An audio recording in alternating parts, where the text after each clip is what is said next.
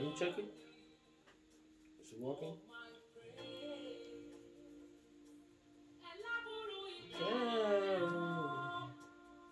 Ọmọ iṣẹ́ fàyà tí o rán ìgbà lọ.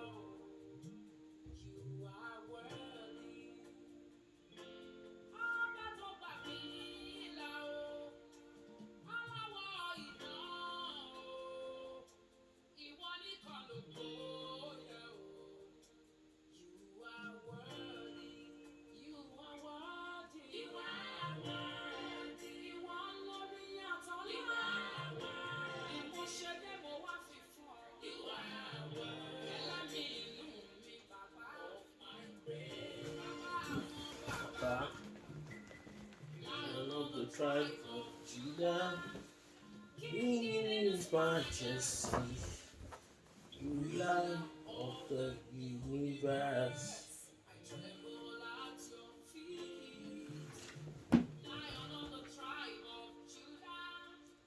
King in his majesty, ruler of the universe.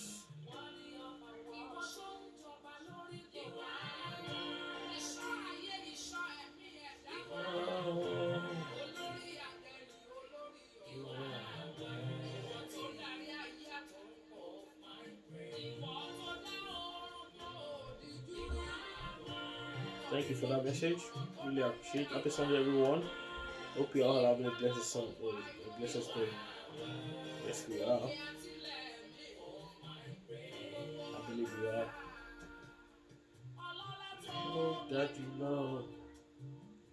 Ọlọ́run tó ga jùlọ. Ológo tó ga jù.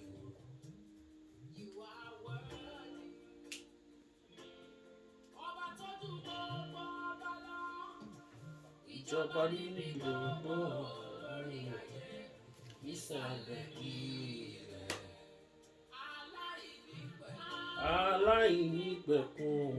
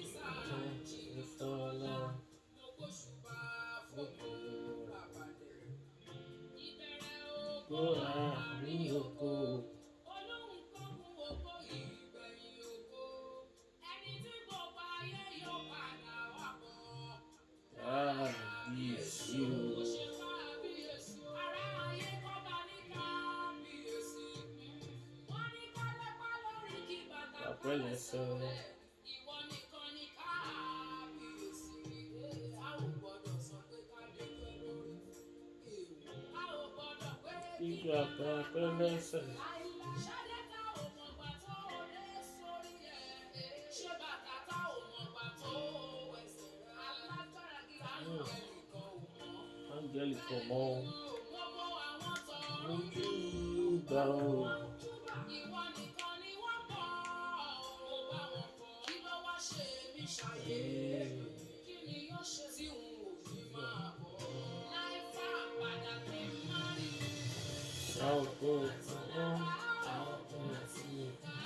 Ìwọ nìkan ló tọ́ sí.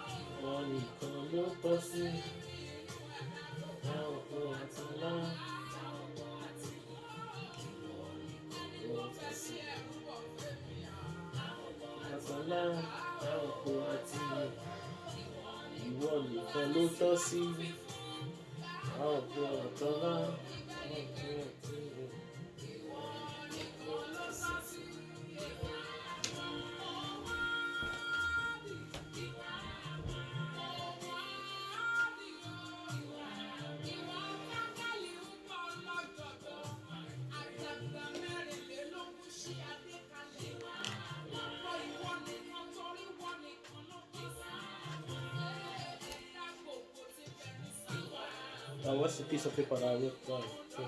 Just something like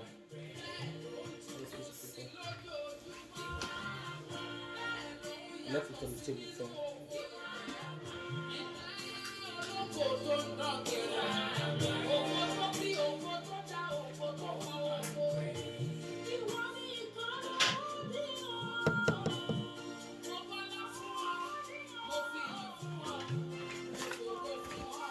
Hallelujah, everybody. Hallelujah. Hallelujah. Hallelujah. Hallelujah. Hallelujah. Father Lord, we thank you for today. This is the last Sunday of the month of what do you call it? February.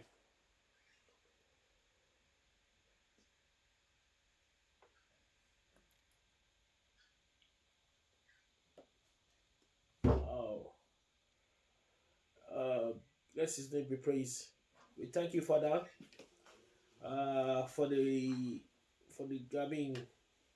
adúpẹ́ lọ́wọ́ yín ọba tó pọ̀ nípa àtàgbàrá fún orí ọ̀fẹ́ tẹ́ fún wa adúpẹ́ lọ́wọ́ Ọlọ́run torí pé ìyanu rẹ̀ kò títí láéláé ló wà nínú ayé mi àti rẹ ẹ má bínú mo ti gbàgbé pé àkókò lẹ́ǹtì la wà hallelujah a máa tó kọ́ ó di dandan kémi àti ẹ ká kọrin jàdókún torí pé a máa ṣẹ́gun nígbà tí Jésù Olúwa wa bá jíǹde ní ọjọ́ àjíǹde àókè hallelujah àókọrin hallelujah ṣùgbọ́n lọ́wọ́lọ́wọ́ tó wà báyìí ẹ jẹ́ ká máa yin Ọlọ́run lógo ẹ jẹ́ ká máa fi ìyìn àti ògo fún gbogbo orúkọ rẹ̀ ẹ jẹ́ ká ṣe bí ọ ṣe ń ṣe kó ba lè rí bí ó ṣe ń rí arábìnrin Olúwa adúpẹ́ lọ́wọ́ Ọlọ́run torí tó ṣe ohun tí àánú rẹ̀ dúró láéláé ó wà pẹ̀lú wa kò fi wá sílẹ̀ kò kọ̀ wá sílẹ̀ àánú rẹ̀ yóò máa wà pẹ̀lú wa títí láéláé èmi dúpẹ́ lọ́wọ́ Ọlọ́run fún àkókò tó fún wa pàápàá ní àkókò yìí àkókò tó yẹ ká rẹra ẹni sílẹ̀ níwájú Ọlọ́run ní ọba tó pọ̀ nípa àti agbára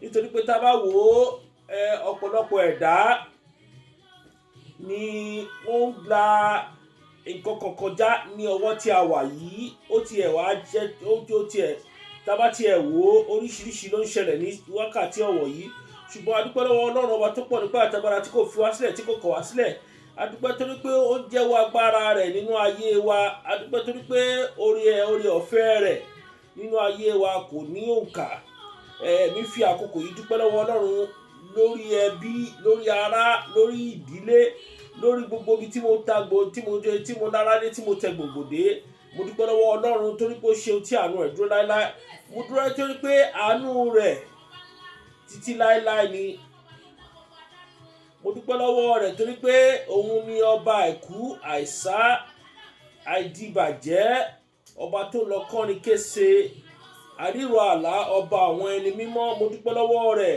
fún oríṣiríṣi ìyanu tó ń ṣe láyé mi mo dúpẹ́ torí pé kò fi mí sílẹ̀ kò kọ̀ mí sílẹ̀ mo dúpẹ́ torí pé ó ń jẹ́wọ́ agbára nínú ayé mi ẹ jẹ́ ká máa yin Ọlọ́run ní ìgbà gbogbo torí pé òun ló yẹ ká máa yìn ìyìn ni fún orúkọ rẹ̀ nítorí pé òun ni ọba àwọn ọba òun lọ́lọ́run àwọn ọlọ́run ó ní àìkú àìsá ìdìbàjẹ́ ọba tó lọ kọ́ni kése èmi dúpẹ́ lọ́wọ́ rẹ̀ torí pé ìyanu ní orúkọ rẹ̀ ní ìgbà gbogbo ni ọkàn mi máa ń yọ̀ níwájú Ọlọ́run ọba tó pọ̀ nípa mú wọn pé Ọlọ́run á sọ gbogbo wa di kíni Ọlọ́run á sọ gbogbo wa di aláyọ̀ ní agbára títọ́ Ọlọ́run gbogbo wa la máa láyọ̀ gbogbo wa la máa yin Ọlọ́run lógo torí pé òun lọ́ba àwọn ọba òun lọ́lọ́run àwọn ọlọ́run mi nígbà wa lákòókò ní ọjọ́ tòní torí pé ọ̀pọ̀lọpọ̀ ènìyàn ló ní ètò kan àbí ètò kejì pàápàá tí ó tẹ̀ jẹ́ pé ní last Sunday of the month there's a lot of program going on both here and in Nigeria and all over the world, especially for the last Sunday of the month there's always an event as well. So I'm just going to come here and give you God's assurance. The assurance that He has given from the beginning of the world, that He's still giving us today, that He is for us and will forever be for us. Torí gẹ́gẹ́ bí a ṣe jẹ́ ọmọ Ọlọ́run ọba tó pọ̀ nípa àti agbára, Bíbélì sọ pé ó ní bí kò bá ṣe pé o kọ́lé náà, ó ní òṣìṣẹ́ ń ṣe lásán ni. Mo gbàládùra fún ẹ lónìí ọjọ́ Sunday tí í ṣe Sunday tó kẹ́yìn nínú oṣù February ọdún 2021, èmi àti ẹ àní ṣe lásán. Mo ní agbára ti t'Ọlọ́run àní ṣe lásán. Ọlọ́run ọba tó pọ̀ nípa àti agbára di èmi àti ẹ mú. Ìyanu ayọ̀ aṣẹlẹ̀ nínú ayé wa. Ọlọ́run ò ní fi wá sílẹ̀, kò ní kọ̀ wá sílẹ̀, kò ní dójú tì wá. My brothers, my sisters, I say happy Sunday to you once more. And I believe during this the Lenten season, the Lord will favor us and the Lord will bless us, and He will continue to guide us and protect us. Because right now, if you see all the events going on in the world, over the world, you know that if you don't worship that God, it is something lesser than God you're going to be. I'm so sorry. It's not a laughing matter. It's a serious matter. Because when you look at it, a lot of us has actually missed a way in this particular, during the period of this pandemic. We've misplaced our priorities as to when it comes to serving God, worshiping God, coming close to God. We've misplaced our priority. Everybody is kind of focused on, oh yeah, this thing, I've lost this thing. But why don't you thank God for the things that you have? Why don't you thank God for what God has given you during this period?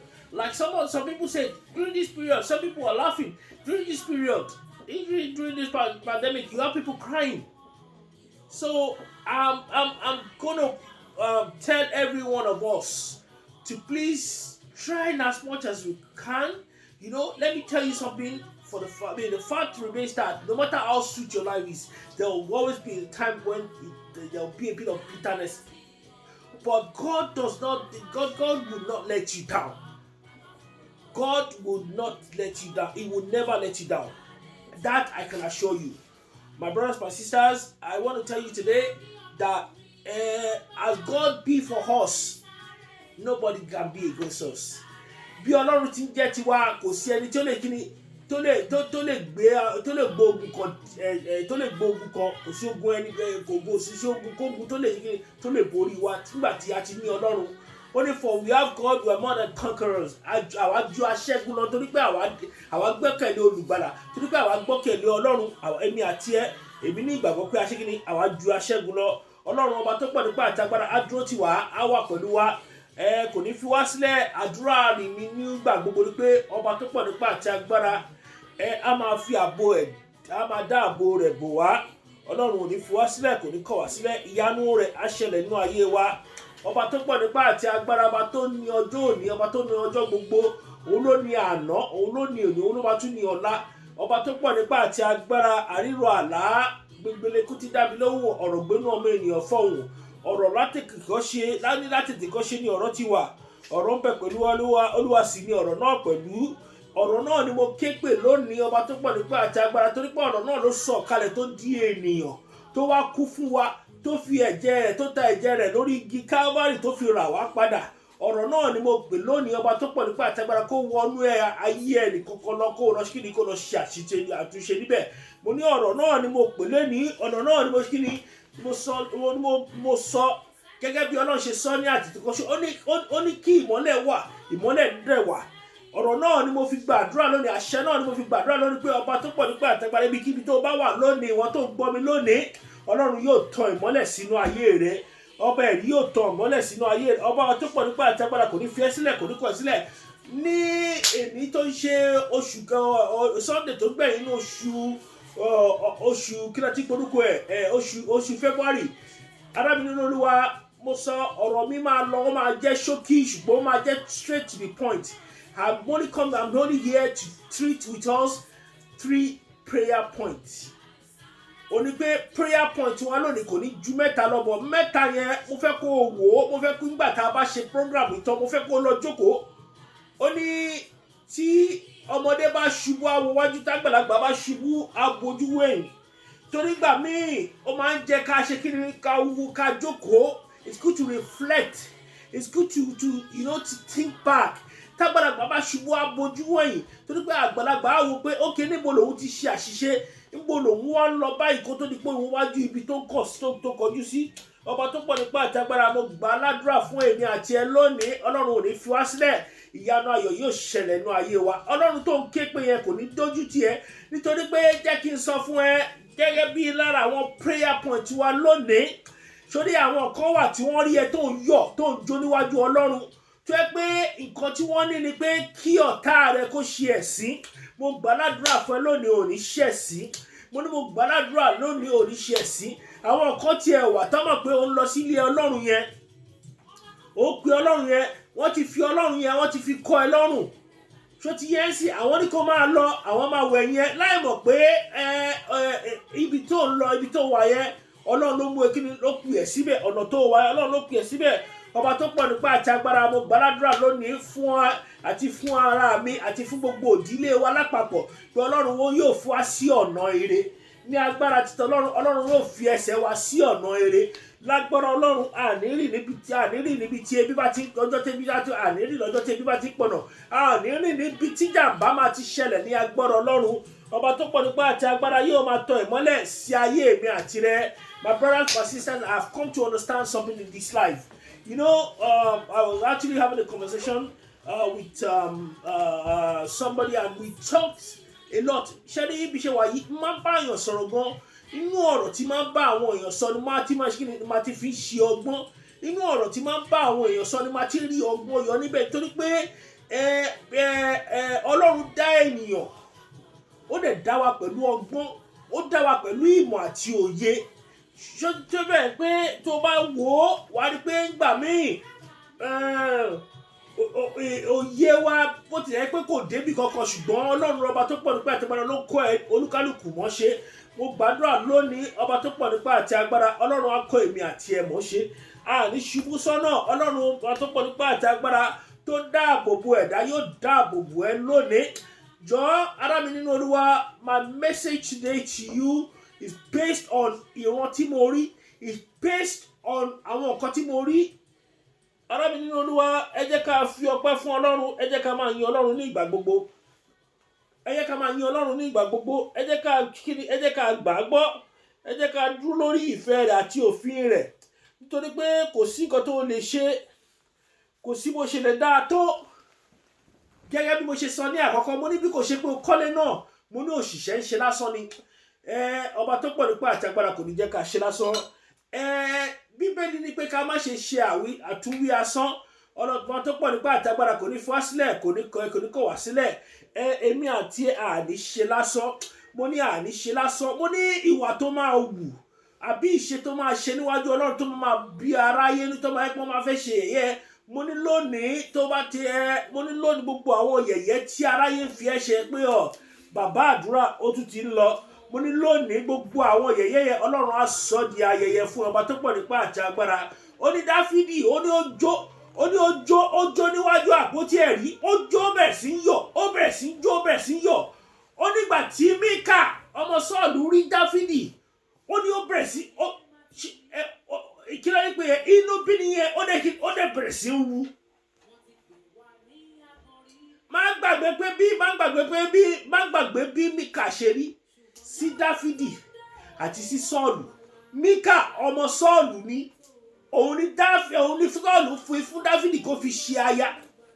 Wá gbọ́ ará mi nínú Olúwa ṣó mọ̀ pé ogun tí bàbá Míkà Sọ́ọ̀lù tó bá Dáfídì jà títí òun ni ọmọ tún gbọ́ ìkórìíra ẹni ọmọ tún gbé wọ̀ tó ní Dáfídì tó jó níwájú àpótí ẹ̀rí tó yẹ kó tó bẹ̀rẹ̀ sí ṣe inú bíní tó bẹ̀rẹ̀ sí ẹ̀mí ìkórìíra dẹ̀ balẹ̀ ó dẹ̀ kórìíra Dáfídì torí pé ó ń jó níwájú ọba ẹ̀rí ọba tó pọ̀ nípa àtagbára mo ní gbogbo nǹkan tí ó máa ṣe níwájú ọba ẹ̀rí ọba tó pọ̀ nípa àtagbára tí aráyé máa fi sán ẹ tó máa fẹ́ máa fi ẹ́ ṣe yẹ̀yẹ́ mo nílò ní gbogbo àwọn kan Ọlọ́run bọ́ tiẹ̀ nípa fẹ́ fi ṣe Ọlọ́run á wá sọ di ayẹyẹ mọ́ ẹ lọ́wọ́ mo ní Ọlọ́run á sọ di ayẹyẹ mọ́ Ọlọ́run ọba tó pọ̀ nípa àtagbára òun lọ́ba tó gbé àwọn tiẹ̀ ga òun lọ́ba tó mọ àwọn tiẹ̀ tó dẹ̀ ṣe àwọn tó tíkìní tó ga tó tíkìní tó tọ́wọ́ sí ọ̀nà Ọlọ́run yóò tọ́ ẹ sí ọ̀nà ará mi nínú Olúwa mo kí wa lónìí ní ọjọ́ Sunday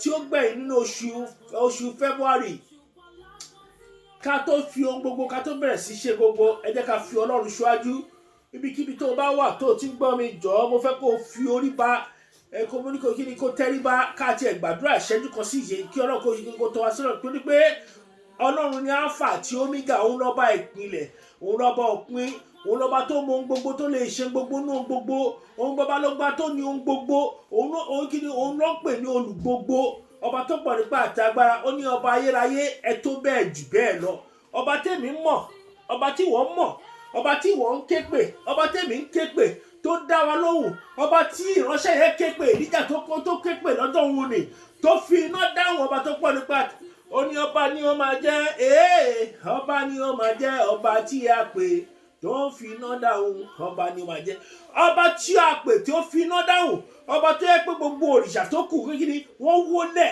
wọ́n kíni wọ́n ṣubú lulẹ̀ wọ́n dojú bolẹ̀ níwájú rẹ̀ nítorí pé òun ni ọba àwọn ọba òun lọ́lọ́run àwọn ọlọ́run ó ní níwájú ẹ̀ kò sí lẹ́yìn ẹ̀ òun nìkan ni òun ló yẹ ká máa fi ìyìn fún ọba tí ò kí ń bá ẹnikẹ́ni ṣe kíni pín ògo rẹ̀ ní ọlọ́run tí èmi mọ̀ ara mi nínú olúwa mo sọ fún ẹ lónìí gẹ́gẹ́ bí ìránṣẹ́ yẹn bó ṣe kóró ìyàwó ló jẹ́ sí o ìyàwó ló jẹ́ sí Dáfídì so má sọ pé alábàágbélé rẹ ẹbí rẹ èèyàn kan ò lè kórìíra rẹ kò sẹ́ni tí ò lè kórìíra rẹ ṣùgbọ́n kò sí ẹni tí èṣù ò lè yálò ṣùgbọ́n mo gbàládùra fún ẹ lónìí ọba tó pọ̀ nípa àtagbára gbogbo bẹ́ẹ̀ ṣiṣẹ́ lè gbógun ní ayé mi àti rẹ ọlọ́run yóò kíni ọlọ́run yóò gbé wa lékè ọlọ́run yóò kíni ọlọ́run yóò gbé wa lékè ọba tó pọ̀ nípa àtagbára tí wọ́n bá tiẹ̀ wá dẹ pápẹ́ wọn sílẹ̀ báyìí ọlọ́run yóò tọ́ wa sọ́nà ọlọ́run yóò kíni yóò fi ọ̀nà tí a máa gbà wọ́n tá a fi ní kó sí pápẹ́ ayé torí pé èmi àti ẹ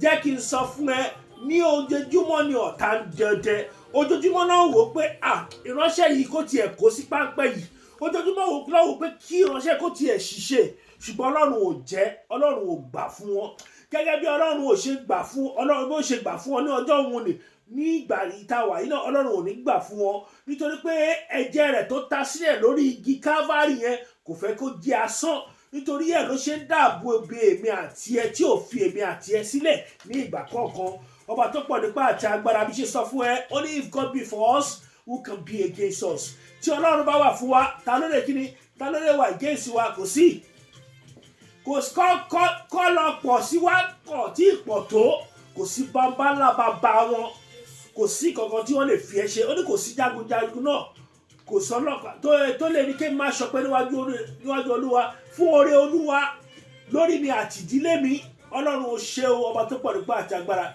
ọlọ́run ò ṣe o mo dúpẹ́ lọ́wọ́ rẹ o mo dúpẹ́ lọ́wọ́ rẹ tó pé ìwọ lọ́ba tó dá mi sí ó fìfẹ́ dá mi sí ó fìfẹ́ wọ̀n sí ìdílé mi ó fìfẹ́ wọ̀n sí gbogbo àwọn tí mo ní tí wọ́n lára tí mo ibi tí mo ta lára dé tí mo ta gbogbo dé ọba tó pọ̀ nípa àti agbára ó jẹ́ kí n gbúrú ọ̀fọ̀ ó jẹ́ kó bọ́ bàtà ọ̀fọ̀ sí ẹnu ọ̀nà ilé mi ọba tó pọ̀ nípa àti agbára ó jẹ́ káwọn ọmọ mi di ọmọ ọlọ́mọ ọba tó pọ̀ nípa àti agbára ó dáàbò bò mí ọba tó dáàbò bò mí yóò dáàbò bò rẹ ọba tó pọ̀ nípa àti agbára kò ní fi èmi àti ẹ sílẹ̀ kò ní fi á sílẹ̀ ọba ẹ̀rí kò lè fi ọ ní àwọn tiẹ̀ sílẹ̀ fún ìyàjẹ́. My brothers, my sisters, I just want to let you know that God loves you. God really loves you.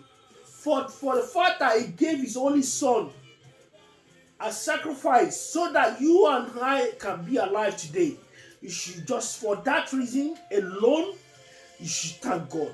Because of what He has done, because of His sacrifice. My brothers, my sisters, you and I have hope.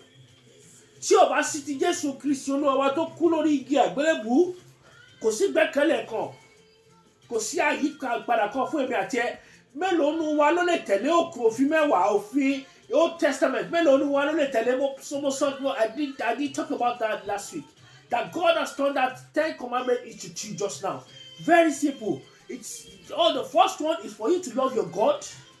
And the second one is to love your neighbor as yourself. Once you can do all these, and once you can put this into practice, my brothers, my sisters, you'll find out it's far easier to do that than to keep the 10 commandments. Because once you do that, if you do that, if you love your neighbor, you will not go against your neighbor. If you love your neighbor, ìyàwó kílẹ̀ pé ìyàwó aládùúgbò ò lè wù ẹ́ tó bá love neighbor ẹ̀. But oríṣiríṣi ló ń ṣẹlẹ̀ nínú ayé tá a wà yìí bí mo ṣe sọ. Ṣùgbọ́n Ọlọ́run agbára ọba tó pọ̀ nípa àtẹ̀gbára yóò dì wá mú yóò wà pẹ̀lú wa. Ọlọ́run ò ní fọ́ wá sílẹ̀ kò ní kọ̀ wá sílẹ̀. Ọlọ́run á jẹ́wọ́ agbára rẹ̀ nínú ayé wa. Ará mi nínú Olúwa, bí mo ṣe sọ, ẹ jẹ́ ká tẹríba níbikíbi tá a bá wà. Ẹ jẹ́ ká béèrè lọ́wọ́ Ọlọ́run, ká ní kí Ọlọ́run tọ́ wa sọ́nà, torí pé òun lọ́ba elétí gbọ́rọ̀ yé.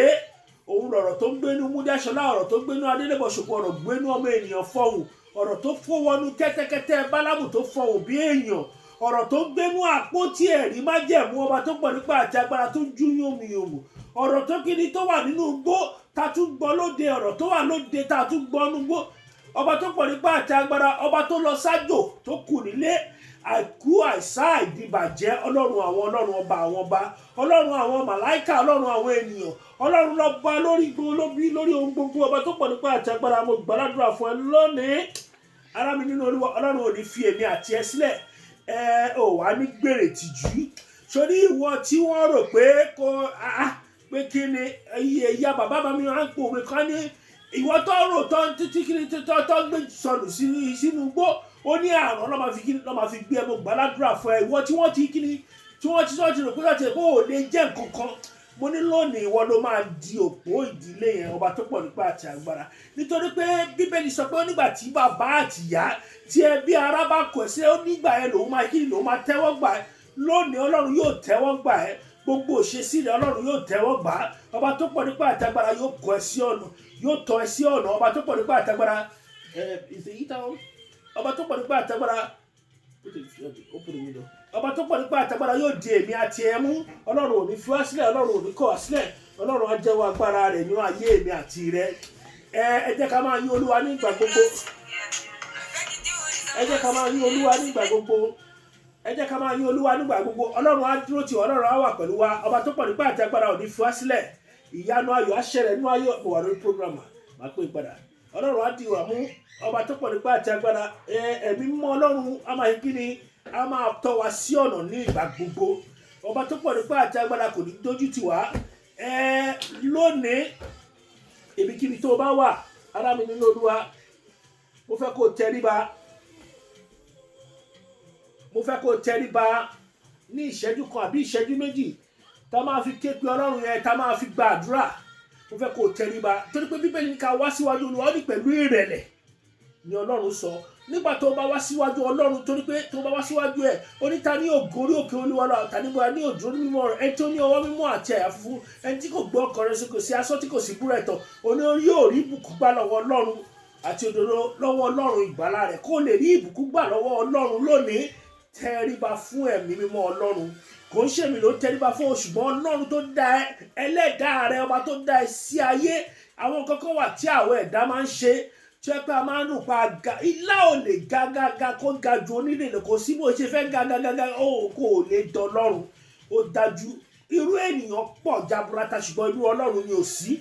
Ará mi nínú Olúwa, ẹ jẹ́ ká máa ṣe àwọn kékeré, ẹ jẹ́ ká máa ní ìtẹríba níbi tí wọ́n bá ti ń dárúkọ Ọlọ́run. Tá a bá wo ọmọ àwọn mùsùlùmí, nígbà tó bá dárúkọ ànábì Musa, wọ́n máa ń yan Ọlọ́run ló lára rẹ̀. Nígbà tó bá dárúkọ ànábì Muhammad, wọ́n máa ń yan àwọn ànábì yẹn. Nígbà tó bá dárúkọ, wọ́n máa ń yan Ọlọ́run ní ara wọn.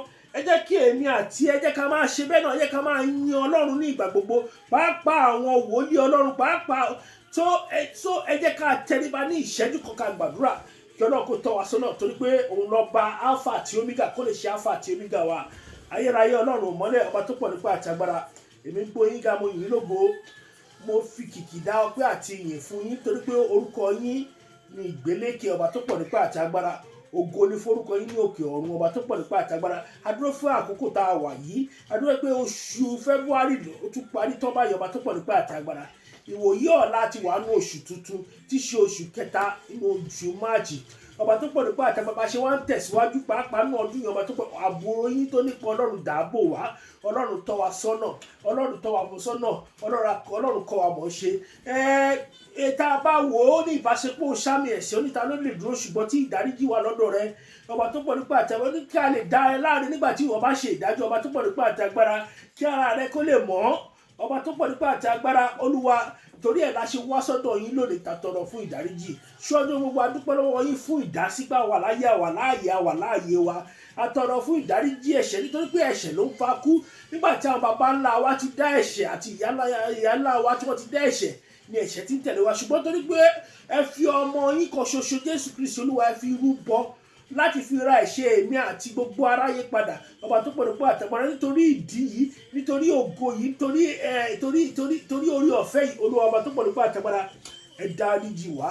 Ọlọ́run ayọ̀, ẹ dáríjì wá. Olúwa ẹ dáríjì wá, ẹ dáríjì wá, kẹ́ fàwé ẹ̀ṣẹ̀ wa ya. Ọba tó pọ̀ nípa àtàgbàrá, ẹ̀ṣẹ̀ tó ń ka lè ti ṣẹ̀ níwájú yìí, ọba tó pọ̀ nípa àtàgbàrá, obìnrin onísun ẹ̀jẹ̀, ó nígbà tí òun bá fọkàn ìṣẹ́ tí aṣọ yín, ó ní adára òun yóò dá gágá. Nítorí pé ẹ̀ṣẹ̀ ló máa ń fa ìdádúró, ẹ̀ṣẹ̀ ló máa ń fa ká má rí gbà, ẹ̀ṣẹ̀ ló máa ń fa oríṣiríṣi. Nítorí náà lónìí ọba tó pọ̀ nípa àti agbára, abẹ̀bẹ̀ atọrọ lónìí, Ọlọ́run ayọ̀ ọba tó pọ̀ nípa àti agbára, Olúwa ẹ dáríjì wá, Olúwa ẹ dáríjì wá, ẹ yà wá sí mọ́. Ọ̀rọ̀ yín tá máa gbọ́ lónìí ọba tó pọ̀ nípa àti agbára, mo gbà ládùúrà ọba, Olúwa jẹ́ kó di ọ̀rọ̀ yìí. Ọlọ́run jẹ́ kó jẹ́ ọ̀rọ̀ yìí, bàbá jẹ́ kó jẹ́ ọ̀rọ̀ yìí, Olúwa jẹ́ kó jẹ́ ọ̀rọ̀ yìí. Ọba tó pọ̀ nípa àti agbára, má fi wá sílẹ̀, má kọ̀ wá sílẹ̀. Ọlọ́run ìmísí láti òde ọ̀run o, ìmísí láti òde ọ̀run, kọ́lọ́run kó mí sí gbogbo wa.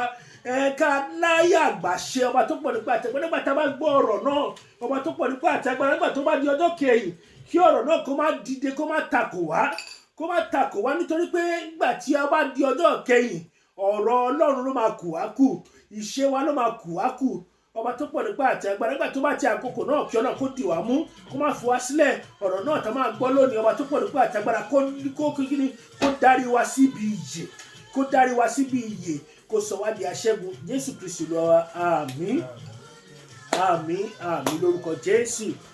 My topic today, my brothers and sisters, it's if God be for us, who can be against us? Ẹ jẹ́ ká ṣí Bíbélì wa sí Book of Romans. Let us go to the book of Romans. The book of Romans 8. The book of Romans 8.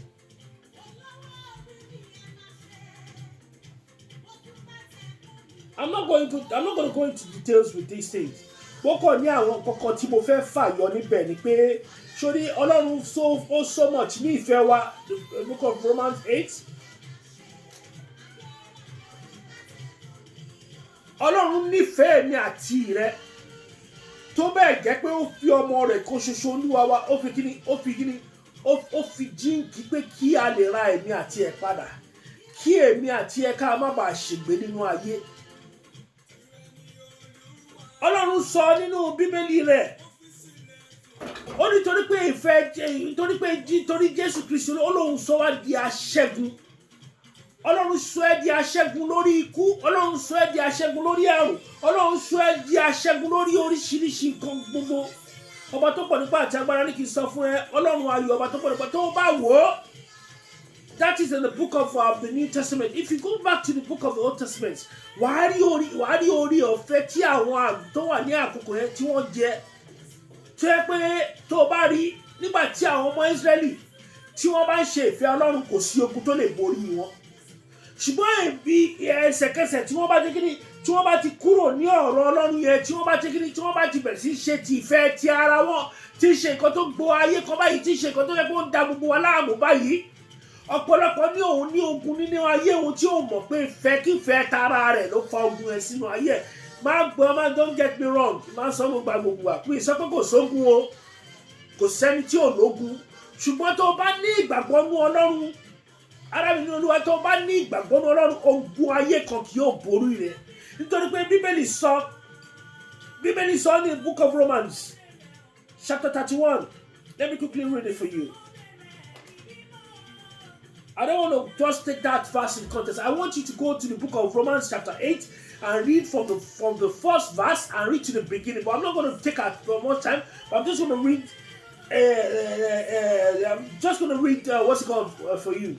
Verse 31. Only what then shall we say in response to these things? If God is for us, who can be against us? He who did not spare his own son, but gave him up for us all, so he will for us all.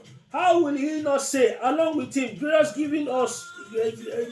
graciously give us all things? Who will bring any change against those whom God has chosen? It is God who justifies. Who then is the one who condemns? No one. Christ Jesus who died. More than that, who was risen to life. This verse talks about the death of Jesus Christ and how he actually rise up to conquer death, so that we we will do the same thing. Ohun tó bá wò ó ní mo fẹ́ kí n dàbí Jésù nínú ìwà pẹ̀lẹ́. Kò ṣe nínú ìwà pẹ̀lẹ́ pàápàá nínú ìṣe torí pé Jésù kó ó kú ó fi ara rẹ̀ ó fara rẹ̀ lé ikú lọ́wọ́ ó dẹ̀ jí dìé. Ó sọ ara rẹ̀ di ara ẹran ara bí èmi àti ẹ. Ó kú Ọlọ́run ṣe kíni Ọlọ́run jí padà. Ọlọ́run jẹ́ ó ṣẹ́gun kú. For the fact that he has actually conquered, that makes you a conqueror. Nítorí pé ọmọ Ọlọ́run ni ẹ́. Torí pé ó fẹ́ dàbí Ọlọ́run, ó fẹ́ dàbí Jésù Olúwa wa nínú ìwà.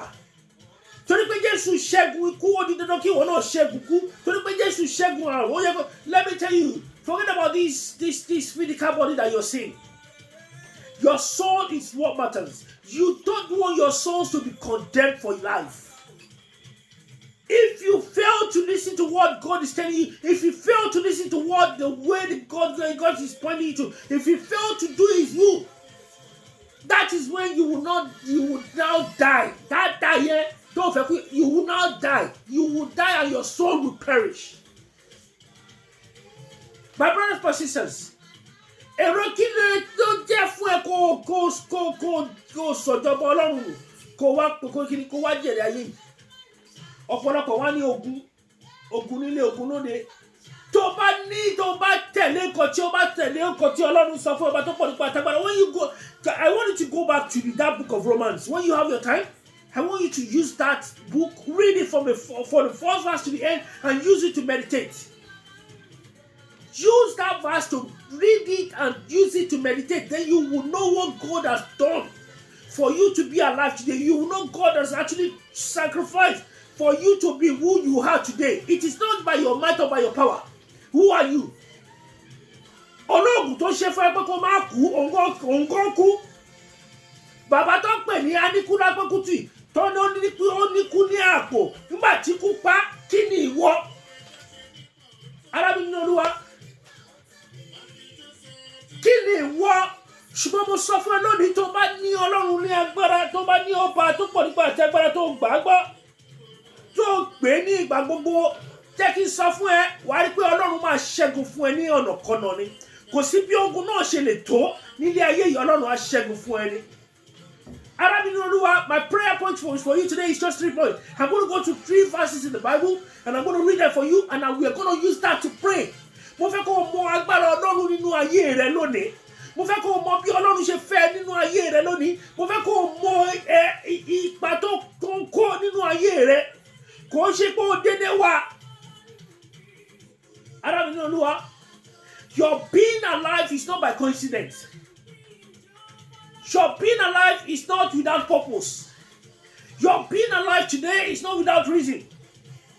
But when you now say your life is not important, the life that you live in is not, because if you go with this word and forget about the reason why God sacrificed for us His only Son, so that we can be alive, so that we can be redeemed from that great day, joy of death. So kí èmi àti ẹ nígbà tó bá di ọjọ́ kẹyìn, nígbà tí ó bá di ọjọ́ àjíǹde, kí a lè jí, kí a lè bọ́ ara ẹ̀ṣẹ̀ yìí sílẹ̀. Ṣùgbọ́n kí ẹ̀mí wa kó ba lè wà títí ayérayé, kó ba lè lọ sí ìjọba ọ̀run. Ibi tí Ọlọ́run sọ fún kó ń pèsè fún èmi àti rẹ. Bọ̀ ní ọ̀pọ̀lọpọ̀ nísìnyí, arábìnrin nínú Olúwa, when you look at people these days, wọ́n sí Ọlọ́run. I say this and I cry this all the time. Ọmọ ń pariwo báyìí gẹ́gẹ́ bí John the Baptist ṣe pariwo pé èèyàn kan bọ̀ tó ń bọ̀ ní orúkọ Ọlọ́run. I'm telling you, as I'm crying now, I'm preparing, I'm shouting because the kingdom of God is at hand. Ìjọba ọ̀run ti kù sí dẹ̀dẹ̀. If you look at what is going on in this world, you will cry. Tí Ọlọ́run bá ṣe ní ojú ẹ̀mí, ẹ̀rù Ọlọ́run á bẹ̀ ẹ́. Ọlọ́run ṣí mi ní ojú ẹ̀mí lónìí. Ẹ̀rù Ọlọ́run dẹ̀ bà mí. Ó ní ṣé mo rí ìlú Nàìjíríà yẹn? Mo ní yes sir. Ó ní ṣé mo rí ìlú Nàìjíríà? Mo ní yes sir. Kò sígbà tí Ọlọ́run ò lè bá mi sọ̀rọ̀. mo wà ní kò síbi tí Ọlọ́run ò ti lè bá ẹ sọ̀rọ̀. Mi ní láti lọ sórí tí èkó kọ́lọ̀ tó bá mi sọ̀rọ̀. Mi ní láti lọ sí kílẹ̀kì orí òkè kọ́lọ̀ tó bá mi sọ̀rọ̀. Kò síbi tí Ọlọ́run ò ti lè bá àwọn tiẹ̀ sọ̀rọ̀. Nǹkan kan tí mo fẹ́ kó mọ̀ nìyẹn. Kò síbi tí Ọlọ́run ò ti lè gbé àwọn tiẹ̀. Kò dẹ̀ síbi tí ò ti lè bá wọn sọ̀rọ̀. Tó bá ní ìgbàgbọ́ ní Ọlọ́run, kò síbi tí Ọlọ́run ò ti lè bá ẹ sọ̀rọ̀. Ọlọ́run bá mi sọ̀rọ̀ lónìí, ó sọ fún mi pé ní sórí ìlú Nàìjíríà yẹn, nítorí pé ó kàn mí, ó máa kàn ẹ́ náà. Sórí àwọn tí ò bá wa tán gan, ó máa kàn wọ́n. Nítorí pé ìlú yẹn, orí ọ̀fẹ́ Ọlọ́run ló ṣì mú dúró. Ṣùgbọ́n Ọlọ́run sọ fún mi, ó ní wo arákùnrin, ó ní wo ìṣẹ̀lẹ̀ kan máa ṣẹlẹ̀ ní ká tó ní oṣù mẹ́ta sígbà tí a wà yìí, that will determine the future of that country. When God mentioned 3 countries to me, because ibi tí Ọlọ́run, ibi tí nǹkan mi máa sọ fọ́nà pé èyí tí mo mọ̀ ń pa ẹni kó jẹ́ kiri. Ìgbà mi á fi nǹkan mi wọ̀ mí tí ó kàn mí, mo máa ń gbàdúrà lórí. But ìkíní ní first Sunday of the month of December 2020, Ọlọ́run ní ká gbàdúrà fún ìlú mẹ́ta. Ìkíní US, ó ní ìkejì Nàìjíríà, ó ní ìkẹta ká gbàdúrà fún ìlú yìí tí ṣe Great Britain. My brothers, my sisters, I thank God pé ọ̀rọ̀ Ọlọ́run ó ní ayé òun ọ̀rọ̀ á kọjá lọ, ṣùgbọ́n ọ̀rọ̀ Ọlọ́run kì yóò kọjá lọ láìṣẹ. My brothers, my sisters, Ọlọ́run tọ̀ mí wá lónìí, ó sọ fún mi, ó ní kí n wò ó ní ìlú Nàìjíríà yẹn. Ó ní wò ó arákùnrin, ó ní oṣù mẹ́ta sígbà tá a wà yóò ní ìṣẹ̀lẹ̀ tó máa ṣẹlẹ̀ that will determine the future of that country. Ó ní kí a gbàdúrà lé lórí. Say we should pray about this. Ṣùgbọ́n èmi mọ̀ pé kíní kan ni pé kò sí bí agbára òkùnkùn ṣe lè tó, kò lè borí agbára Ọlọ́run. Kò sí bí ìmọ́lẹ̀ ṣe lè lágbára tó, kò lè borí ìmọ́lẹ̀, kò lè borí bí òkùnkùn ṣe lè lágbára tó, kò lè borí ìmọ́lẹ̀. Ọlọ́run ní kí n sọ fún ẹ pé kó gbàdúrà fún ìlú yẹn. Ọlọ́run ní kó gbàdúrà fún ìlú Nàìjíríà torí pé tó bá tó ó ní ìrọ̀rùn gidi, ìrọ̀rùn ẹyẹ. Ìlú tó bá ní ìfọ̀kànbalẹ̀ ni wàá sẹ́ndì owó sí táwọn èèyàn á rí tí wọ́n lè rí ná. Ìlú tó bá ní ìfọ̀kànbalẹ̀, ìlú tí ò bá sí ogun ni wàá lé kíni, wàá sẹ́ndì táwọn èèyàn á kíni, wọ́n á rántí pé máa róúnjẹ ọmọ ara ilé, ọmọ ara ilé. Nígbà tí ogun bá bẹ́ sílẹ̀, ará mi ní Olúwa, ẹ̀rù Ọlọ́run á bẹ̀ ẹ́.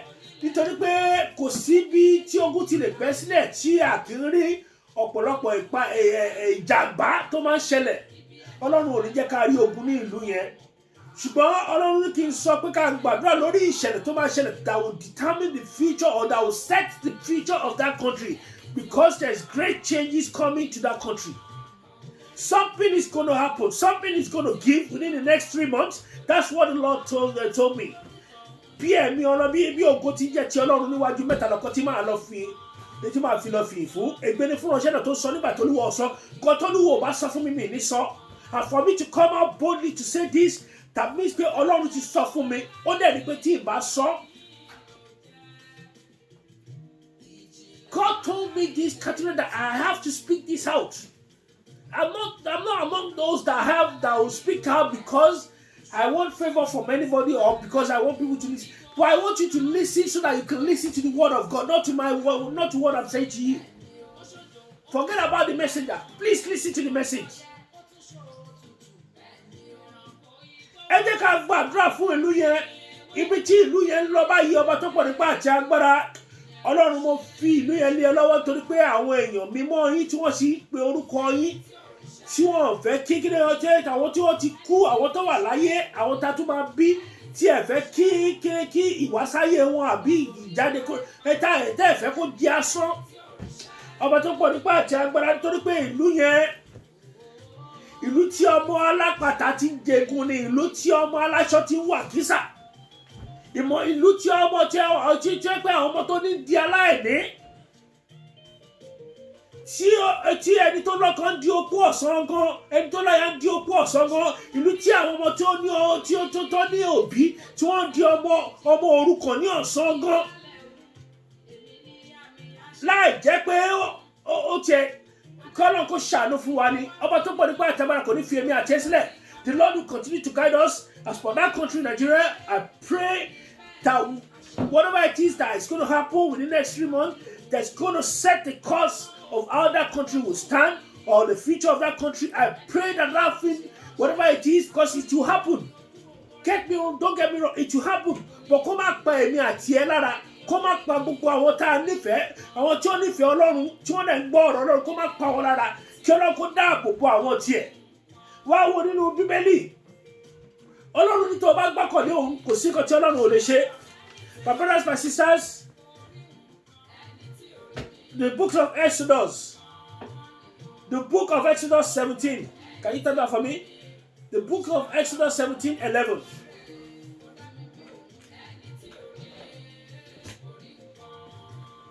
The book of Exodus 17:11.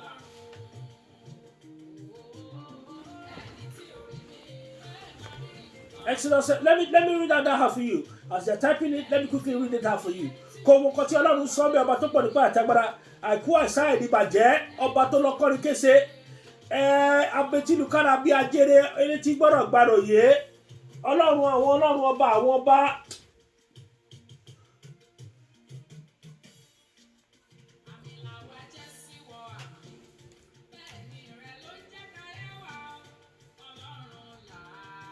(17:11)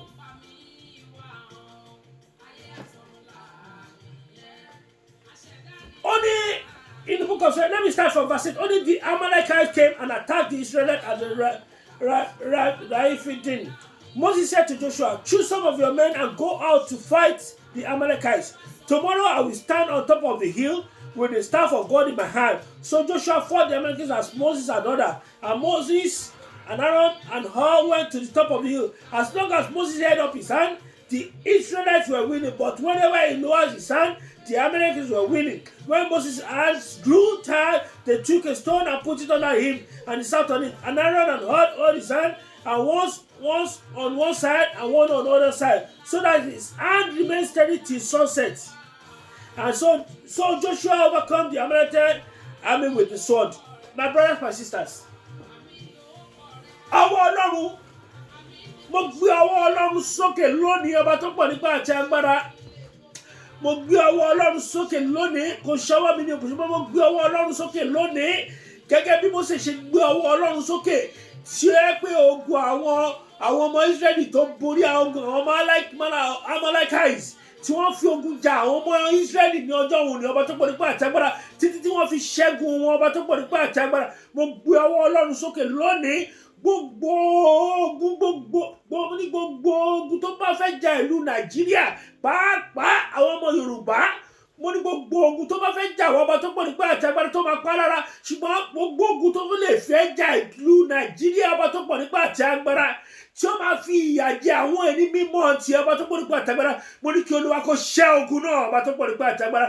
Kò sí tí wọ́n bá dìde ní ìgbà kan, ọba tó pọ̀ nípa àti agbára, kí wọ́n sá ní ọ̀nà méje ní agbára ti Ọlọ́run, kí ọwọ́ Ọlọ́run kó gbé sókè, kí Ọlọ́run kó gbé sókè gbogbo àwọn àyànfẹ́ tó wà bẹ́ẹ̀ tí wọ́n ké pe orúkọ ọba tó pọ̀ nípa àti agbára, kí wọ́n gbé ipò kíkíní, kí ogun yẹ kó kíní, kí ogun Ọlọ́run kó borí gbogbo àwọn ogun ọ̀nà tẹ̀yìn ọba tó pọ̀ nípa àti agbára. I don't normally do this, but the Lord asked me to do this. Mo wá gbàdúrà fún ẹ bákan náà, ìwọ tó wò mí yìí. Mo gbàdúrà fún ẹ lónìí, mo gbé ọwọ́ Ọlọ́run sókè, gbogbo ogun tó lè máa jà ẹ́ lónìí, bí mo ṣe gbé ọwọ́ Ọlọ́run sókè lónìí, gbogbo ogun náà kí Olúwa kí ogun náà kó di ìṣẹ̀wọ̀lẹ̀. Mo ní gbogbo ogun náà kí ó di ìṣẹ̀wọ̀lẹ̀. Mo ní gbogbo ogun náà kí ó di ìṣẹ̀wọ̀lẹ̀. Mo ní gbogbo ogun náà kó let me tell you, ọ̀tọ̀ lógun ìlú, ọ̀tọ̀ lógun olúkúlùkù, ọ̀tọ̀ ní individual wars tó olúkúlùkù fight. Ṣé pàápàá ti ìlú yàtọ̀, tí individuals tí olúkúlùkù ń jà ní abẹ́lé ara rẹ̀ ó yàtọ̀. Ará mi ní Olúwa, mo sọ fún ẹ lónìí, gbogbo ogun tó lè máa jà ẹ́, gbogbo ogun tó lè máa jà ẹ́, gbogbo ogun tó lè, torí pé àwọn Amalekites àwọn lọ jẹ́jẹ́ àwọn ọmọ Ísírẹ́lì jókòó wọn, ṣùgbọ́n tí àwọn Amalekites lọ kó ogun jà àwọn ọmọ Ísírẹ́lì, ṣùgbọ́n Ọlọ́run sọ fún Mósè, ó ní gbé ọwọ́ rẹ sókè. Ó ní gbé ọwọ́ rẹ, bó ṣe gbé ọwọ́ rẹ sókè, ogun àwọn Ísírẹ́lì bẹ̀rẹ̀ sí borí ogun àwọn ẹlẹ́ka mo ní ìgbà mo ní bó ṣe ní ìgbàanì náà ló ń bẹ nísìnyí mo gbé ọwọ́ Ọlọ́run sókè gbogbo ogun kógun tó lè máa jà ẹ́ nínú ayé rẹ mo ní gbogbo ogun kógun tó lè máa jà ẹ́ nínú kí ọwọ́ Ọlọ́run kí ni mo gbé sókè kí ogun ẹ kókè ogun ọ̀run kó borí gbogbo ogun náà mo ní kí ogun ọ̀run kó borí gbogbo ogun náà kí ogun ọ̀run kó borí gbogbo ogun náà kí àwọn ogun ọ̀run kó jà fún ẹ mo ní kí àwọn ogun ọ̀run kó jà fún ẹ kó gbé lékè gbogbo àwọn ọmọ níṣe ní àṣà àìfàìmọ̀ níṣe ní gbogbo ogun kọ̀ọ̀kọ̀ tó lè máa gbogbo ogun bàbá gbogbo ogun kọ̀ọ̀kọ̀ kí Olúwa kó ṣe kí ni kó gbé lékè kó di aṣẹ́gun mo ní kó di aṣẹ́gun má gbàgbé pé inú ìwé Róòmù ó ní tí Ọlọ́run bá wà fún wa ó ní ta ló lè dojú ìjà kọ wá nítorí pé ó ní Ọlọ́run nínú ayé rẹ arábìnrin Olúwa má ṣì mí gbọ́ ó láti ní Ọlọ́run nínú ayé rẹ nítorí má gbàgbé pé torí àwọn ọmọ Ísírẹ́lì nígbà tí wọ́n ṣẹ̀ ni ó bẹ̀rẹ̀ sí kógun jà wọ́n ṣùgbọ́n tó o bá ti ní Ọlọ́run nínú ayé rẹ tó ń tẹ̀lé Ọlọ́run tó ń gbọ́kànlé Ọlọ́run tó ń ṣe ìfẹ́ rẹ̀ ó di dandan kí ogun ayé kankan má ṣe borí ẹ mo ní lónìí ogun ayé ò ní borí rẹ mo ní ogun ayé ò ní borí rẹ ogun ayé ò ní borí rẹ ogun ayé ò ní bógun ayé lọ ò ní bógun ayé lọ ò ní bógun ayé lọ Ọlọ́run á ṣẹ́gun fún ẹ Ọlọ́run á ṣẹ́gun fún ẹ á sọ ẹ́ di aṣẹ́gun ní orúkọ Jésù àti ìwọ àti ọkọ rẹ àti ìyàwó rẹ àti àwọn ọmọ rẹ Ọlọ́run á sọ ẹ́ di aṣẹ́gun kò sí ogun kógun náà tó lè dìde nítorí pé Ọlọ́run bá àwọn ọmọ Ísírẹ́lì dá májẹ̀mú pé ogun kógun kì yóò borí wọn ará mi ní Olúwa tó fẹ́ mọ̀ ìwọ lọ ka Psalm 7 kó lọ mọ bó ṣe ní agbára tó kó lọ mọ̀ pé kò sí ogun tó lè dìde tí àwọn ọmọ Ísírẹ́lì wọ́n máa borí ni lónìí ọba tó pọ̀ nípa àti agbára ọba tó dáàmú àwọn ọmọ Ísírẹ́lì tó gbá wọn dá májẹ̀mú ọba tó pọ̀ nípa ogun kan kì yóò borí wọn lónìí Ọlọ́run náà bá ẹ dá májú pé ogun kan kì yóò borí ẹ lónìí kò sí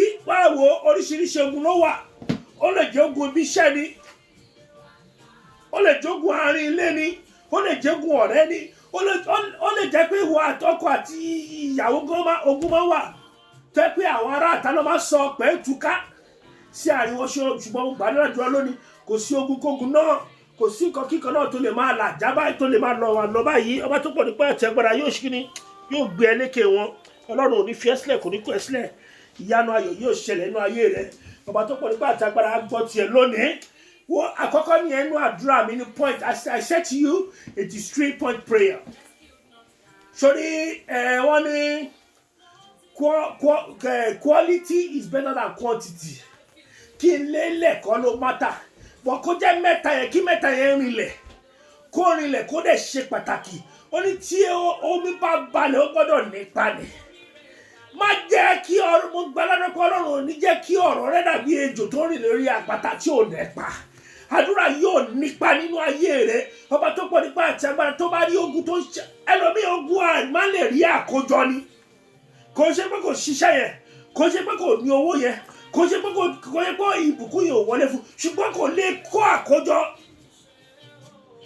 bí eléyìí bá ṣe ń dìde sílé lè ṣe dìde mo wá sọ fún ẹ pé lónìí gbogbo ogun tó ní kó má ní àkójọ lónìí kí Ọlọ́run kó ṣẹ́wọ̀lẹ̀ lónìí mo ní gbogbo ogun tó mú kó má ní àkójọ yẹn mo ní kí Ọlọ́run kó ṣẹ́wọ̀lẹ̀ lónìí ọba tó pọ̀ nípa àti agbára Ọlọ́run ìyanu kó ṣẹ́gun fún ẹ Olúwa kó ṣẹ́gun fún ẹ Olúwa kó ṣẹ́gun fún ẹ ọba tó pọ̀ nípa àti agbára kó dì ẹ́ mú ọ̀run kó dì ẹ́ mú mo ní ọ̀run kó dì ẹ́ mú mo ní ọ̀run kó dì ẹ́ mú ọba tó pọ̀ nípa àti agbára kó jẹ́wọ́ agbára nínú ayé rẹ mo ní ní Sunday tó kẹ́yìn gbogbo ogun náà lónìí kí wọ́n wọlẹ̀ nítorí pé tó bá wọnú Bíbélì arábìnrin Olúwa jẹ́ mú ẹ lọ sínú kejì àdúrà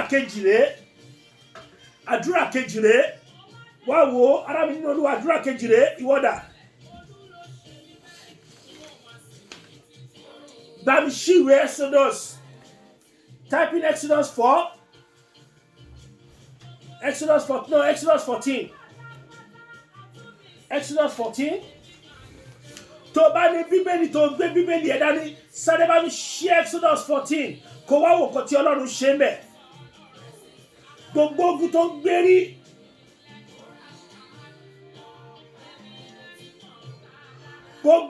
gbérí wá wò ó nígbà tí Ọlọ́run bá ti kó ẹ yọ tí Ọlọ́run ti gbà ẹ́ lọ́wọ́ wọn tán wọn ní fiẹ́lẹ̀ bọ̀rọ̀ ogun òkì fọlógun lẹ̀ bọ̀rọ̀ nígbà tó bá rò pé o ti yọ tó rò pé ó ti lu àlùyẹ tó ti fẹ́ máa sá lọ ogun yẹn á tún wá sáré lé ẹ̀dá yẹn ogun yẹn á tún wá sáré lé ẹ̀dá yẹn ìtorí ẹ̀ la ṣe máa rí ìgbà míì tí wòlíì bá gbàdúrà fún ẹlòmíì wàá rí pé ogun yẹn á lọ́lẹ̀ díẹ̀ tó bá yẹ ogun yẹn á kọ̀ tún gbé nínú ṣùgbọ́n tó bá ní ìgbàgbọ́ nú Ọlọ́run tó bá ní ìgbàgbọ́ nú Ọlọ́run ọba tó pọ̀ nípa àtẹ́gbẹ́ á tún gbé àwọn ogun ọ̀run dìde tó pé wọ́n á ṣẹ́ ogun yẹn ní àṣẹ wọlẹ̀ lónìí mo ní gbogbo ogun tó ń jẹ ọba tó pọ̀ nípa àti agbára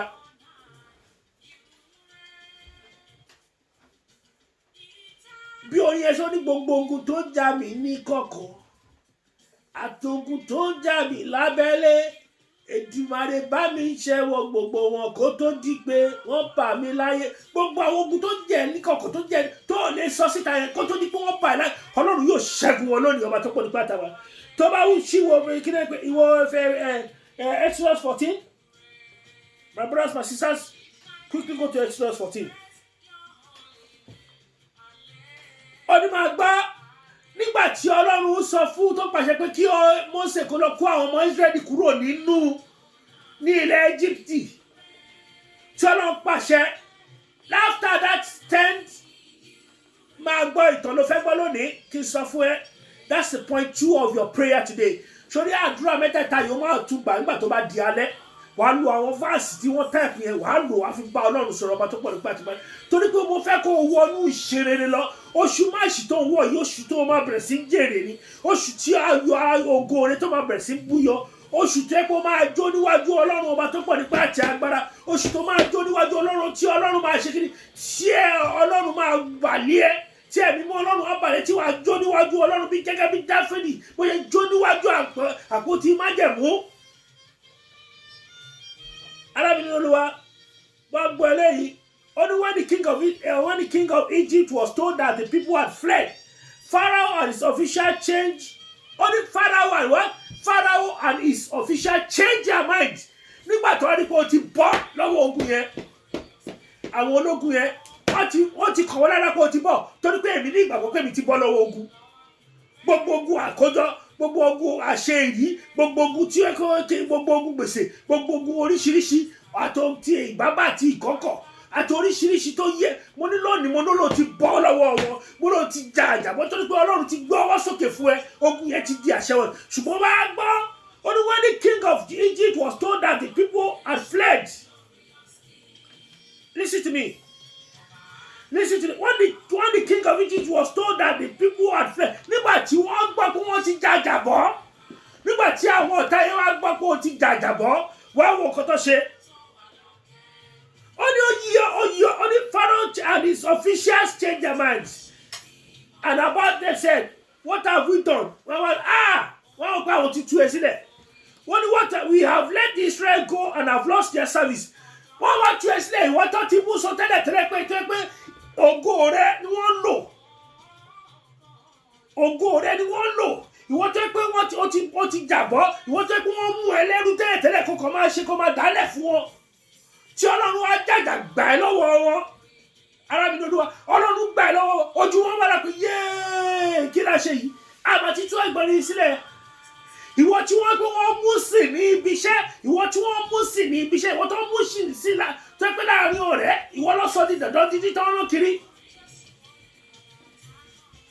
nígbà tí Ọlọ́run gbà ẹ́ lọ́wọ́ wọn báyìí tọ́lọ́run tó já àjàbọ́ nígbà tí Ọlọ́run ti gbọ́wọ́ sókè fún ẹ tó já àjàbọ́ ojú wọn wà là wọ́n yé ìtorí ẹ wọ́n ní Ọlọ́run fọ́sẹ́ Fáráò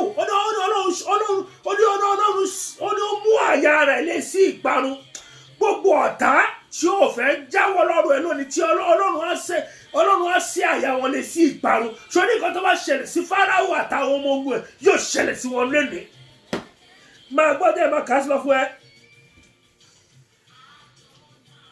Also, he had his chariot made ready and took his army with him. He took 600 of the best chariots and among all of them other chariots of Egypt, with officers of all of them. The Lord had in the heart of Pharaoh, the king of Egypt, so that he pursued the Israelites who were marching out, ó ti jábọ́ báyìí, ó ti wá yan fọ́ndà níwájú ṣùgbọ́n iye wọn kò sọ ni pé arákùnrin bọ́ gẹ́gẹ́ bí àwọn ọ̀tá ṣe máa ń ṣe gbà míì.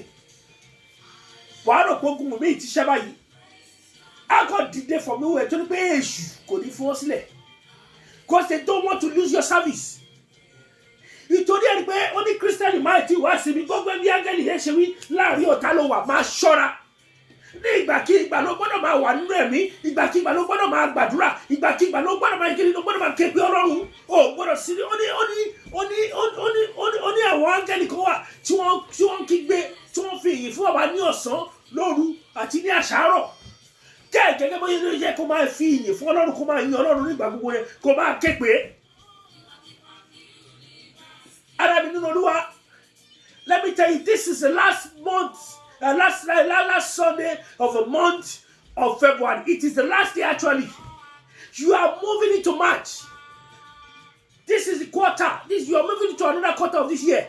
Once that quarter is count down here, if you don't prepare yourself for what is to come, for the glory to come, you'll find out that you fight the battle, but you lose the war. My brothers, my sisters, I want you to fight the battle, win the battle, and win the war as well. Because there's no essence for you to win the battle and not win the war. If you fight the battle and win, that doesn't mean that the war is not still going on. Do not relax. Don't feel comfortable. Don't feel too comfortable. Don't relax now and say God has done it. Yeah, God has done it. But still, you need to pray hard. You need to tell God what you want in your life. Because I tell you, just like Pharaoh would realize that what have they done? They have lost your service. They will see, what have we done? This boy that we don't want him to be rich. This girl that we don't even want him to marry. They will not realize that, yes, this person is going to find that beautiful prince. So, that boy is going to find that beautiful wife. Ìwọ́jọ́ tí wọ́n ti mú ọkọ ẹ̀sìn tẹ́lẹ̀tẹ́lẹ̀ ègún ìdílé nígbà tí ọkọ rẹ̀ jábọ́ tó jà kúrò tí ọkọ rẹ̀ tó jà kúrò àwọn tó sọ yẹn wọ́n yẹ ẹ̀rọ lọ wọ́n tún wá gbé ogun yẹn dìde wọ́n máa sáré tẹ̀lé ọkọ rẹ̀ tó yẹ kó ti yan fada pé yes Ọlọ́run ti tú òun sílẹ̀ máa gbọ́ nǹkan tí Ọlọ́run máa ṣe fún ẹ̀dá yẹn. As Pharaoh approached Israel, looked up, and there was the Egyptian watching after them. They were terrified and cried out to God. Ṣòtìrí sí ìwọ kọ́ ló máa kọjá àkọ́kọ́ nígbà tó gùn yẹn bá tún dìde tó máa kígbe pé ṣé Ọlọ́run ò sí ni? Ọlọ́run wà fún ẹ. Ọlọ́run bó ṣe ń bẹ bí ìtàtijọ́ tó jẹ́ èmi ni fún àwọn ìtàtijọ́ yóò jẹ́ èmi ni fún wọn náà ní wákàtí ọ̀wọ̀ yìí ọba tó pọ̀ nípa àti agbára. Ó ní ẹ̀rù bà àwọn ọmọ Israẹli, let me not waste your time. Moses answered, do not be afraid. Stand firm and you will see the deliverance the Lord will bring today. Stand firm. Believe in God. And today I assure you in the mighty name of Jesus Christ, the mighty name of God, that you will see the deliverance that God will give you today. It will be permanent. That deliverance will be permanent in your life. In Jesus' name I pray. That deliverance will be permanent. That freedom will be permanent. That the glory that you've recovered today will be permanent in Jesus' name. Amen. Whatever it is that you're fighting for, that you fought for, and you've won it, that battle will be permanent, and you will now win the war in Jesus' name. I pray. Amen. Only the Lord will fight for you. You need only to be still. Ọlọ́run yóò jà fún ẹ. Títí ẹni bẹ́ẹ̀ ṣáàfà gbogbo ẹ̀ lé lọ́wọ́. The Lord will fight for you in Jesus' name. In whichever way you want the Lord to stand up for you, He will stand up for you today in Jesus' name.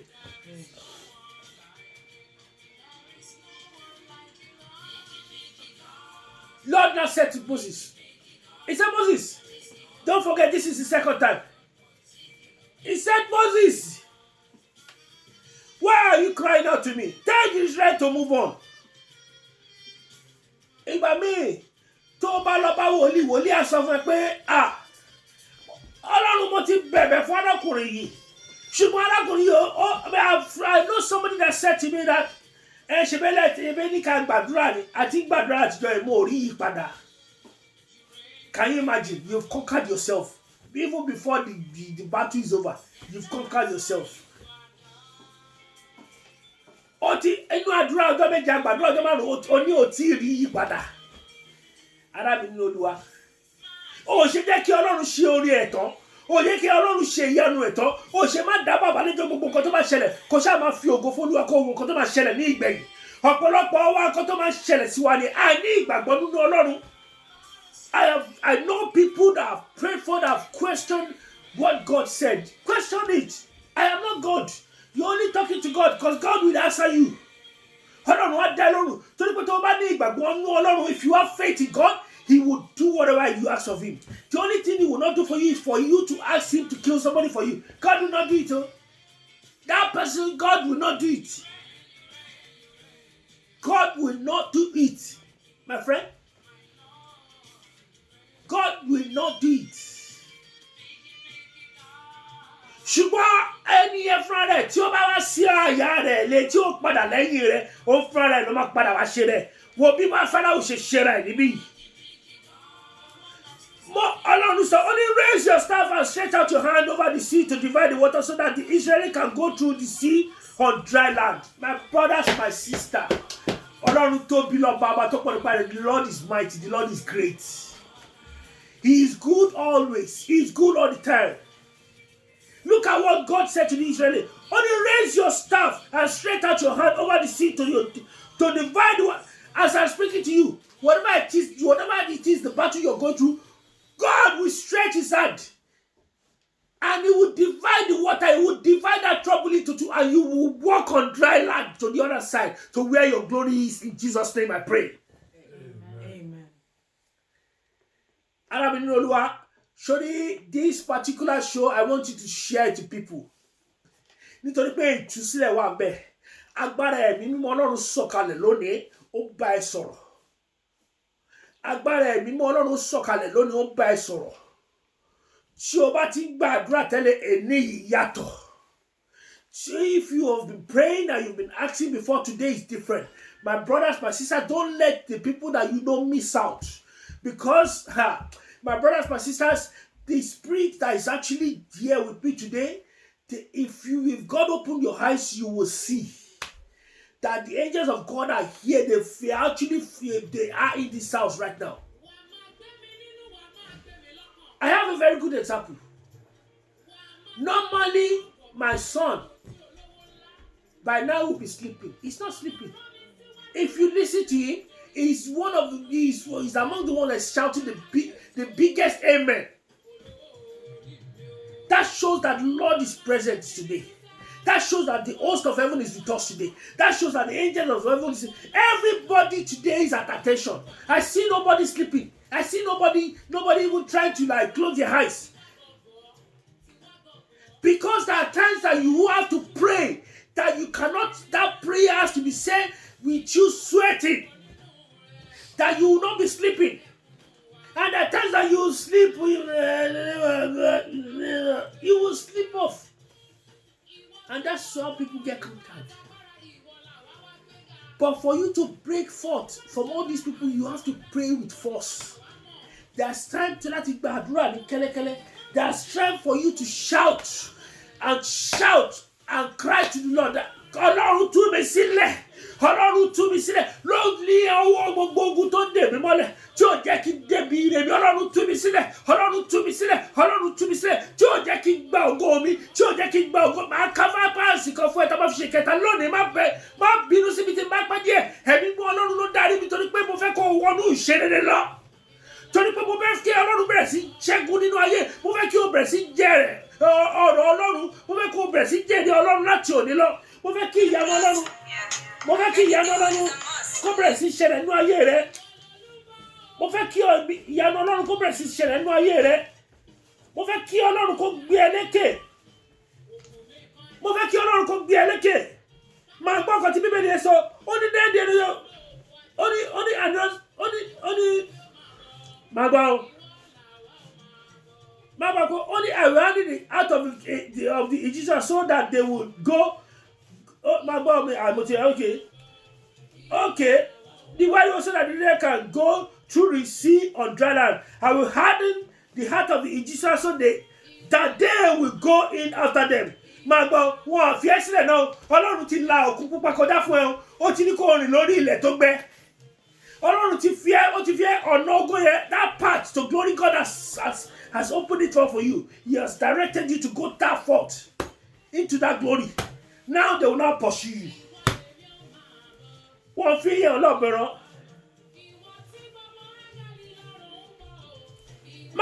Only and I will gain glory through Father and all his army through Sharon and his Lord. Ṣọ́ni nípa àwọn ọ̀tá yẹn nípa ìṣiṣẹ́ wọn nípa due to their failure people will use you as an example because they refuse to hear that God is one that is setting you free.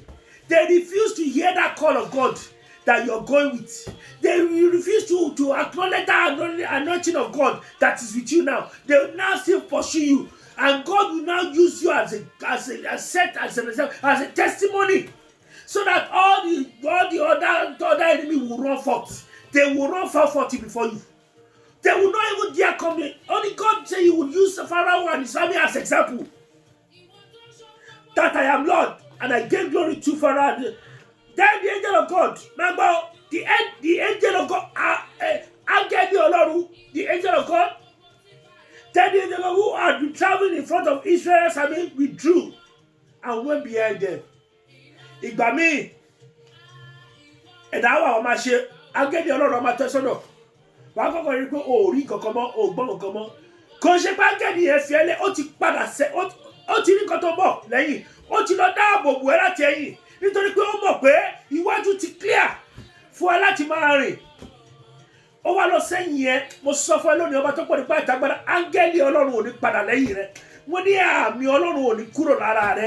Ọlọ́run ọba tó pọ̀ nípa yóò sàmìyè sí ẹ lára. Ọlọ́run á sàmìyè sí ẹ lára. Ọlọ́run á sàmìyè sí ẹ. Let me quickly rush through. Only the Egyptian pursued all Pharaoh's horses and chariots and horsemen followed into the sea. During the last watch of the night, the Lord looked down upon the pillar of fire and cloud at the Ishmael and threw them into confusion. Ọlọ́run yóò wá dá ẹ̀mú àwọn ọ̀tá rẹ̀ rú. Á dà wọ́n sí ibo nítorí pé ó ti kọjá lọ. Ọlọ́run wá dà wọ́n sí ibo. And the Egyptians said, let's get away from Israel. The land is fighting. And that is what your enemies said. They will say, let's run away from this person. No? Let's run away from this girl. Let's run away from this boy. Let's run away from this woman. Let's run away from this man. Let's run away from this child of God. For the Lord is fighting for you. The Lord will fight for you in Jesus' name, I pray. Amen. The Lord will fight for you in Jesus' name, I pray. My brothers, my sisters, the Lord said to Moses, stretch out your hand, and the water may flow back over the Egyptians and the Syrians. And the Lord show me what we Ọlọ́run máa borí wọn mọ́lẹ̀ kíákíá. Ọba tó pọ̀ nípa àti agbára, gbogbo ogun tó rí lónìí ò tún ní rí mọ́. Mo ní gbogbo ogun tó rí lónìí ò tún ní rí mọ́. Ọba tó pọ̀ nípa àti agbára, onímájẹ̀mú ayọ̀, ọba tó pọ̀ nípa àti agbára. Mo ní gbogbo ogun tó rí lónìí ò ní rí mọ́. Ọlọ́run yóò dì ẹ́ mú. Ọlọ́run yóò sórí àdúrà kẹta lélẹ́yìí. Sáré bá mi ṣí ìwé Samuel, 2 Samuel 6. 2 Samuel 6. Quickly, let's go into it. This is the third prayer. As I said to you, today is just 3 prayer points. I've said to you, it's 3 prayer points. The first one was when God raises his hand up to defeat the battle. The battles that you have defended, but now the war now, you've conquered the war now. After the battle comes the war, but you are a conqueror. You've now become a conqueror now. Because the battle has been won, the war has been won as well. Now look, when that happened, look at what God did. Look at what God said you should do. 2 Samuel. Let's quickly open it. What is it? Where is that? 2 Samuel. The book of 2 Samuel. Yeah, 2 Samuel. Yeah, the book of 2 Samuel 6 verse 14. 6.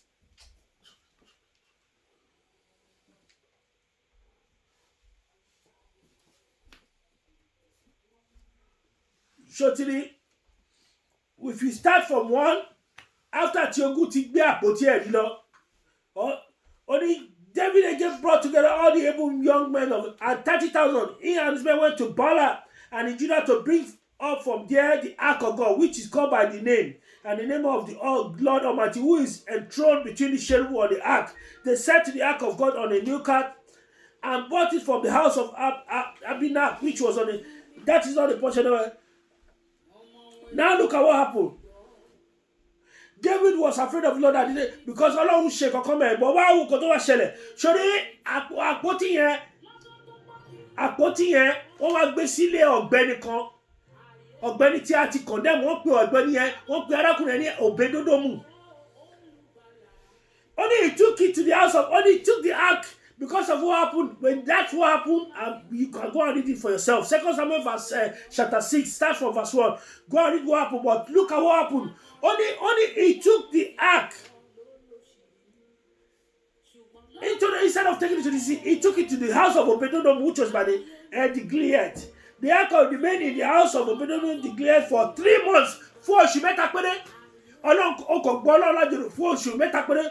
Ó ní wá wo nǹkan tó ṣẹlẹ̀, wá wo nǹkan tó lẹ́yìn ogun yẹn, wá wo nǹkan tó máa ṣẹlẹ̀ sí ẹ o. Now king was told, the Lord has blessed the house. The king was told that the Lord has blessed your house. The Lord has blessed your family. So David went over. Ṣọ́ni ìwọ tó gbọ́ Ọlọ́run lálejò, kò gbọ́ Ọlọ́run lálejò nínú ayé rẹ̀. Fún oṣù mẹ́ta kò wò nǹkan t'Ọlọ́run máa ṣe. Kò tẹ̀lé òfin Ọlọ́run, kò wò nǹkan t'Ọlọ́run máa ṣe. My brother, my sister, that is not where we're going. But this is where we're going.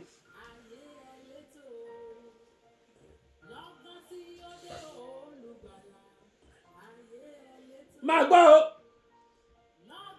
Only 2 Samuel 6, verse 14. Only wearing a linen apron, David was dancing before the Lord with all his might. While he and all Israel were bringing up the ark with the Lord shouting and the sound of trumpet. Wo, ibi tá dé ni. Arábìnrin Olúwa, ó máa jó níwájú Ọlọ́run. Ó máa jó níwájú Ọlọ́run.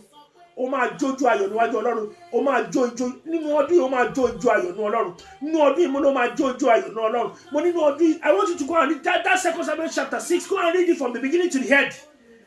You see, I'm not going to go too much. Something happened after that again. After this, David started dancing in front of God. Something happened. Look at, má gbàgbé pé kò síbi tí ọ̀tá ò lè gbà wá. Arábìnrin Olúwa, kò síbi tí ọ̀tá ò lè gbà wá. Sọ́ọ̀lù, ó fi ọmọ rẹ̀ fún Dáfídì. Wá wò sórí ìwà búburú tó ẹ̀mí tó wà nínú Sọ́ọ̀lù wá jáde, ó jẹ lára ọmọ rẹ̀, ọmọ Sọ́ọ̀lù Míkà. Ọmọ Sọ́ọ̀lù Míkà, ó jẹyọ lára rẹ̀, ó wá bẹ̀rẹ̀ sí lára Dáfídì tó jẹ́ ọkọ rẹ̀. Arábìnrin Olúwa, ó ní ẹ̀kùlé láṣẹ ní lọ́tà wà, ìnílé láṣẹ, ẹni àṣẹ ní inú ilé ló bẹ́ gbé, ẹni tó mú èèyàn ló máa ń ṣèyàn. Ṣùgbọ́n yẹn kọ́ ni kókó, that's not my point today. But mo sọ fẹ́ lónìí, ó máa jójú ayọ̀ níwájú Ọlọ́run. Gbogbo àwọn ọ̀tá tí wọn bá fẹ́ jẹ́ kí ogun yẹn kó tán, tó tún fẹ́ máa dánú ẹ̀. Kó tiẹ̀ jẹ́ pé ọmọ wọn, kó jẹ́ pé ara wọn ní tó fẹ́ tún dánú ọba tó pọ̀ nípa ìtàgbára. Nǹkan tó ṣẹlẹ̀ sí ìránṣẹ́ yẹn Míkà tó gbé ogun yẹn dìde against Dáfídì. Ó ní nǹkan tó ṣẹlẹ̀, ó ní ó di aláìrọ́mọbí. Tó bá di aláìrọ́mọbí, everything you have becomes fruitless. Gbogbo nǹkan tó ní will be fruitless. Gbogbo nǹkan tó ní ó máa di ìbàjẹ́ ni. Gbogbo nǹkan tó ní ó máa di ìbàjẹ́ ni.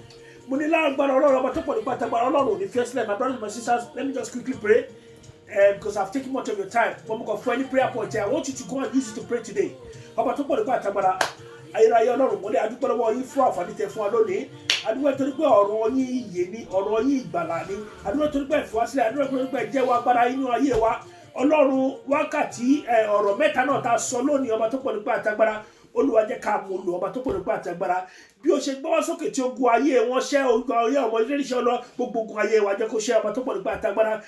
Ó ní ogun tó jẹ́ ṣíwáṣẹ́ nípa ogun tí àwọn ọmọ Ísírẹ́lì rí lónìí níwájú ìgbà tí ogun Fáráò bẹ̀rẹ̀ sílé wọn, tí ó tó realize pé wọ́n ti bọ́ lọ́wọ́ ogun, pé wọ́n lè sòun mọ́.